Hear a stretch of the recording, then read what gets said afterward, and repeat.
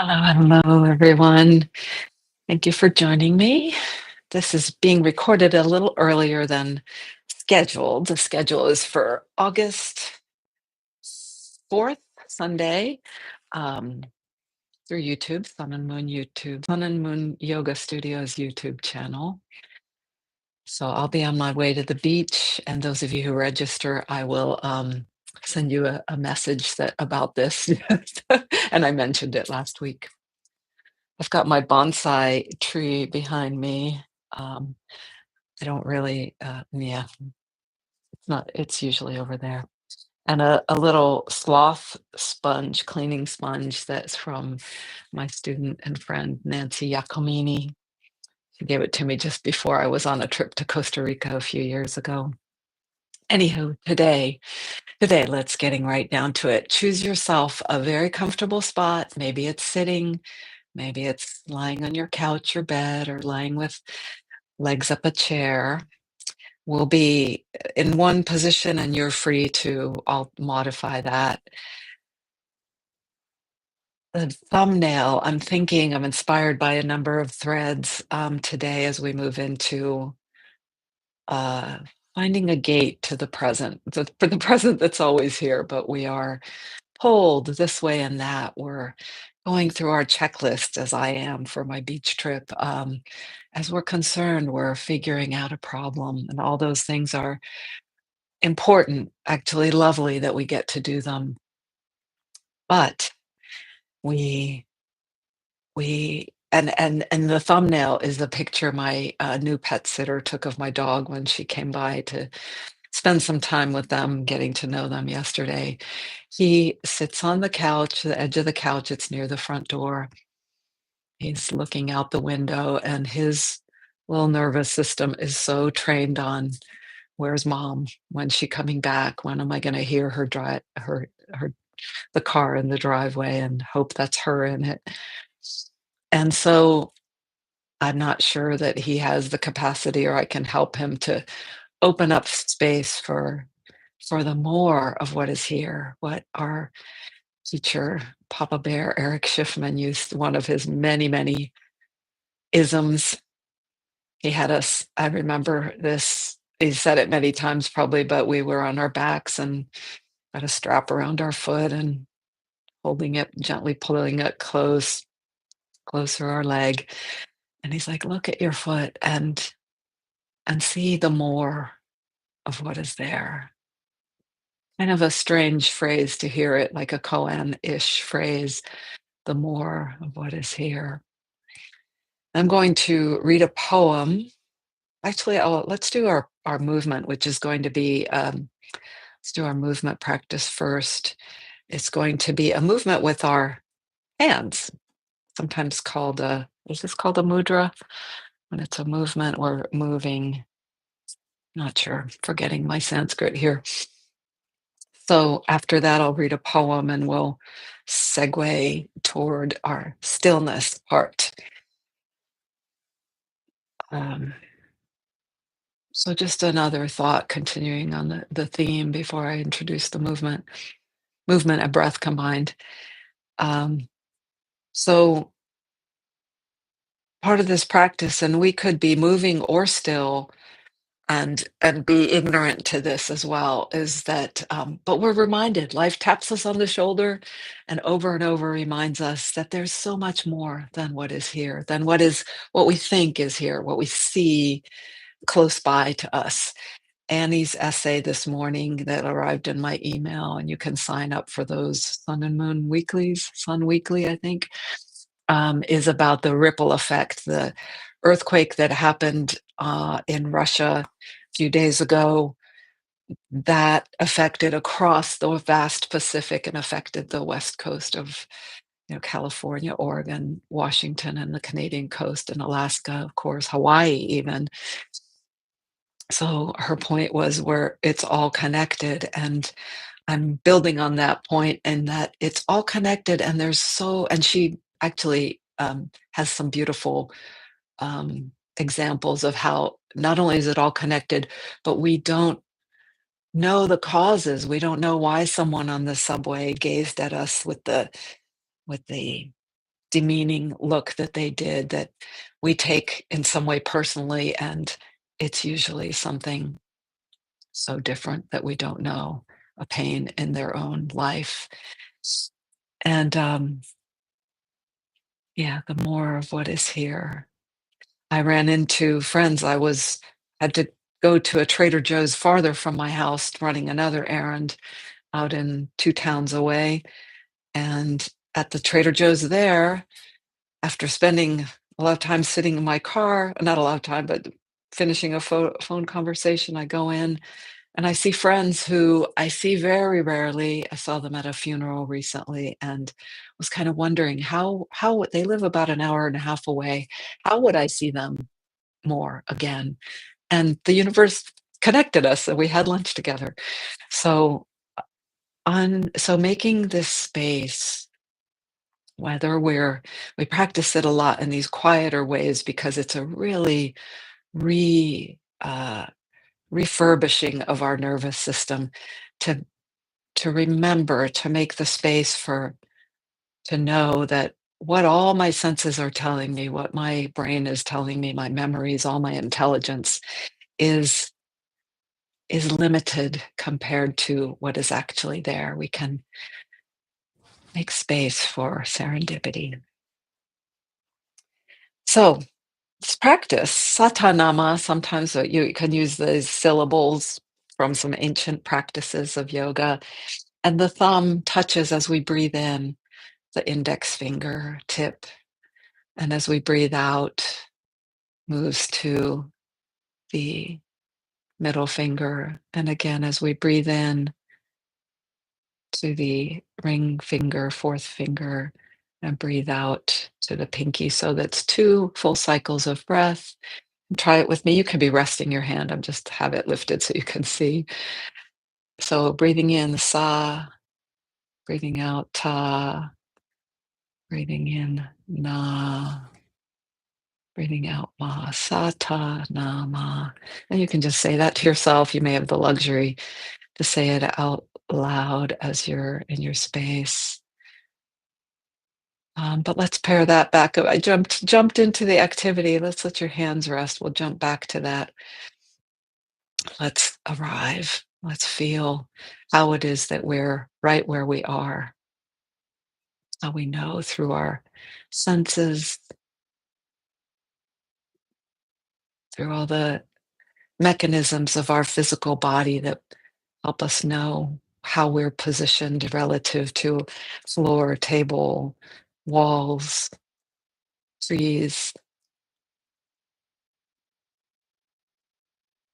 and the awareness of emotion back here. It's like back here, that thing that is no thing prior to everything, that looking, knowing that has never abandoned us because it is us.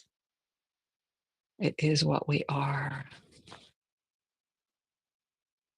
And it is like the underground river that connects us all, commonality we share. Even below human, below being human, below it's the essence of us, the life that life force pours through. And all our traditions have ways of explaining that to us and building on how then once we realize that, how do we live together? But to steep in it is to know it better. So when you're ready to begin, just in breath, out breath, na, in breath, ma. You don't have to use the words, you can just go with the breath. You can do both hands at a time. And just let the breath be free. Perhaps it's flowing a little more shallowly, as in our stillness, we don't need as much oxygen, relative stillness. And perhaps it's deepening. Sometimes our settling down from activity loosens things up and allows A deep in breath as if trying to catch up, nourish all the fibers and cells of us. And perhaps you get a yawn. I've often been getting yawns lately as I get still.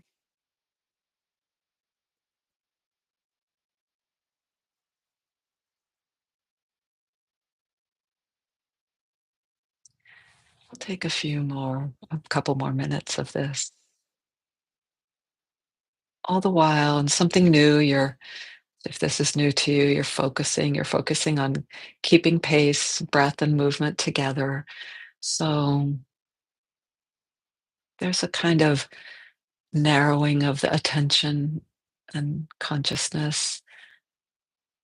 And even so, can you sense that seeing from behind, above, within, from everywhere and nowhere?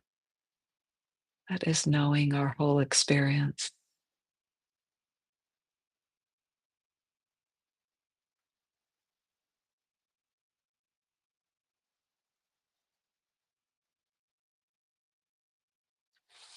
And after this next round of when you're, well, actually, one more full round of two in breaths and out breaths.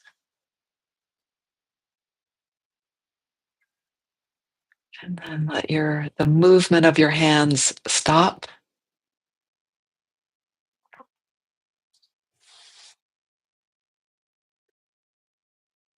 Just rest as you are. Notice what you notice. If your knees or back or some part of you says, I really need to reposition, you can see if that needs tending to.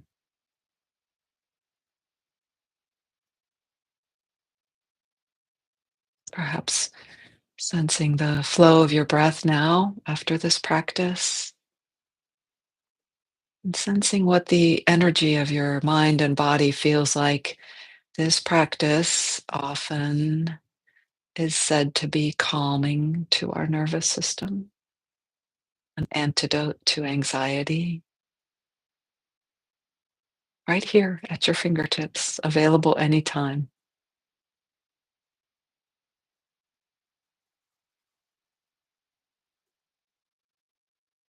And then I'll read this poem that will bring in the reason for the title of this practice being called Moose Gaze. It's could be in celebration of my friend's new puppy named Moose, but it's also something else. So after the poem, we will slide right into stillness, silence, which is often called meditation. But it's not a checking out stillness, silence. It's a attending, attending, aware of our awareness and all that passes through that as we can just be more of that watcher. So you may want to shift position for that. It'll be about the next 10 minutes. So this poem I received from friend Jackie Schaefer, who receives, I think, weekly poems from a friend of hers. Lots of good ones come through this pipeline. The Verge by Annie Lighthart.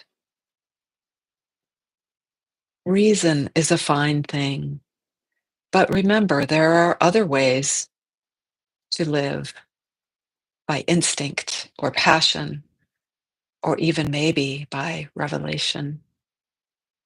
Try it. Come around again to the verge, that place of about to open, near where we comprehend and laugh and see. Why shouldn't something marvelous happen to you? Take even occasion like this. A man reading at night looked out up at the window to find a moose looking in, interested and unafraid with quiet, dark eyes. He reports he has never been the same. He finds the ungainly and miraculous everywhere. He said it started the next night in the empty window as he watched his reflection looking right back through. He said he saw his own beauty, how even in the same old face, the quiet eyes were curious and ready to be true.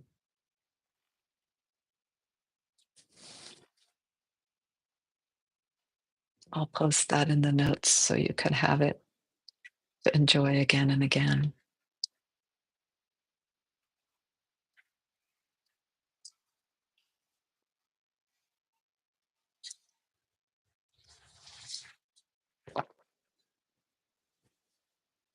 All right, so set up any just make any little shift you might need. And now slide into our stillness for let's go for 9 minutes today. My teacher Russell and his wife Linda, who recently reminded us to remember when and where you've been astonished. They often start meditation with enjoy your journey.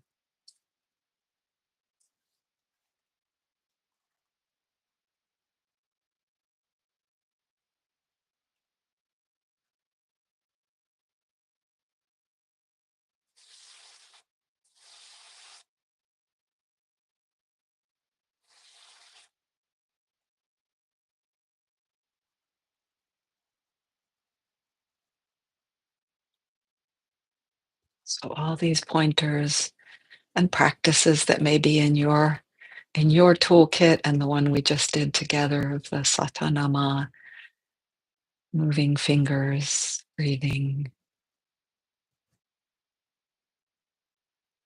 All these help prepare us to settle into this place where we can more and more and more be aware of awareness itself. And I like to make a distinction, just those words can be used interchangeably, but I like to say we can be conscious of awareness itself. Awareness is that with no boundaries, no qualities, really, no time boundedness. It is that essence of ourself is always here with us because it is me, it is you, never abandons us and sees all, watches all that comes through.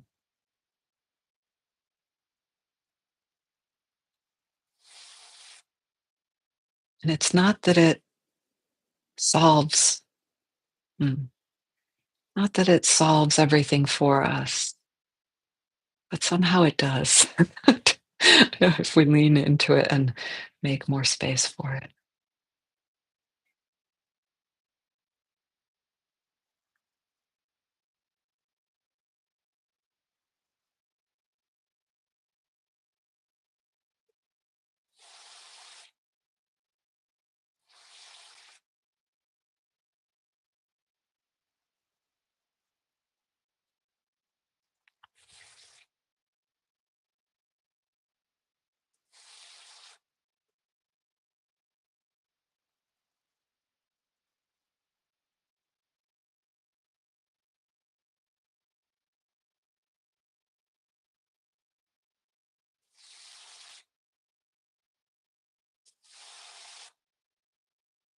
So, as another teacher often invited us who were sitting with him,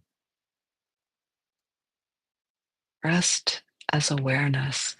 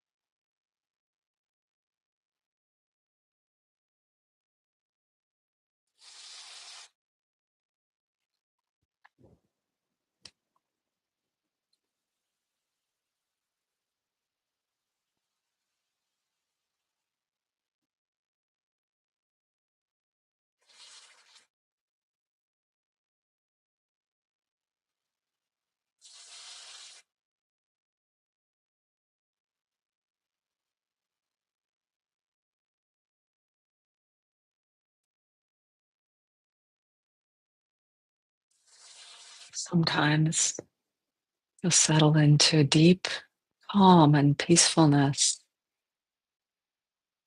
and sometimes turmoil. Sitting there still would be hard to imagine if someone was looking at you or me.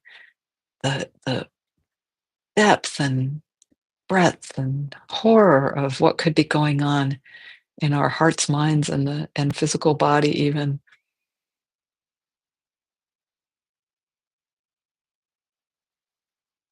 And whatever that is, first we can celebrate when we notice that we realized we were kind of in there, what we were seeing, and how a lot of our attention was pouring toward that. And then we can know from a vast space of awareness.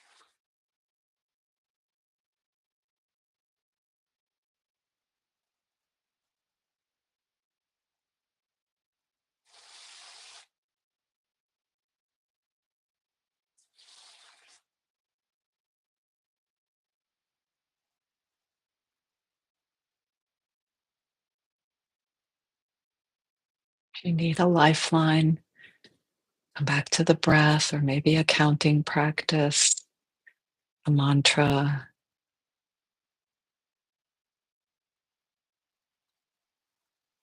Deepen the breath a little bit, or even if you're feeling sleepy, place your palms up. Sometimes that can create a little more alertness.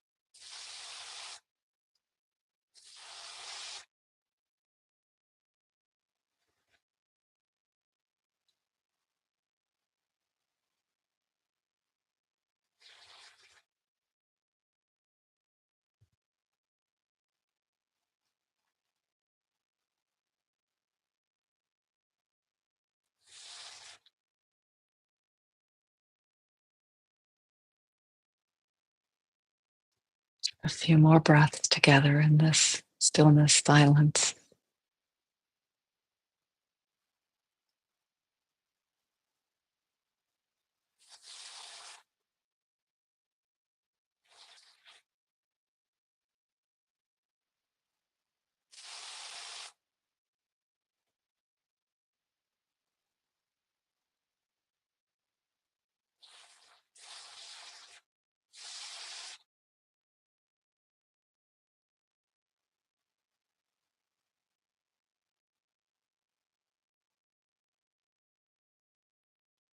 And then you might join me in a bow together, signifying signifying formally the end of this practice and a gratitude toward it, a respect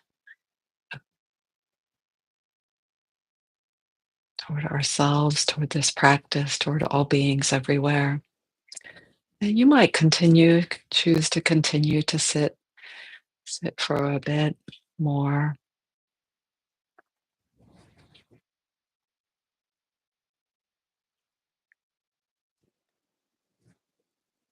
So it's like, I don't know if this metaphor probably is very limited, but in a way it works, I think. So when we think of we're clearing some space in our closet, we have to make some choices and maybe throw some things away or just reorganize them in a better way so things fit like a puzzle. But in doing so, we kind of become aware what space is there, what and in this sense of opening to the vastness of our being, of our ground of being, sometimes called, is that just to sublimate our, I don't know if that's a right word, but just to surrender our own ego, just to not to, I don't like that in the terms of that phrase as if it's understood to be subjugating ourselves, but to let it rest a bit, let that conditioned self rest a bit and make space for the bigger life stream that is boundless. Unlike a closet, it's boundless, and there are lots of empty spaces where fountains of amazing things are popping up. And in some ways, the more we tend to the concrete and physical and things we do know we need to take care of, and we commit to that, then the other, it's as if that partly allows that, along with this intention to see and allow more. So thank you for being on this journey with me. Thank you, Tanya and Nancy, for signing up. Again, it was Nancy Giacomini who gave me this little sloth scrubby gift. I don't use it, so it stays good for longer. I'll be back on the 11th at the actual time, so if you want to join me then, and do check our sunandmoonstudio.com website for events you can join, for practices, for workshops, for classes. And that newsletter, I was trying to find a link for you of the essay that Annie wrote. And on our website, it's not part of the blog. I don't know if she puts those into so many of them. I think they come out weekly, as I said. So, but on the website, you can sign up for that to be sent to you weekly, and it's always just like a short, readable in a minute. And Annie is masterful with her words and imbued with her studies and wisdom and practice. So a beautiful essay. Thank you. See you next time. Ciao, ciao.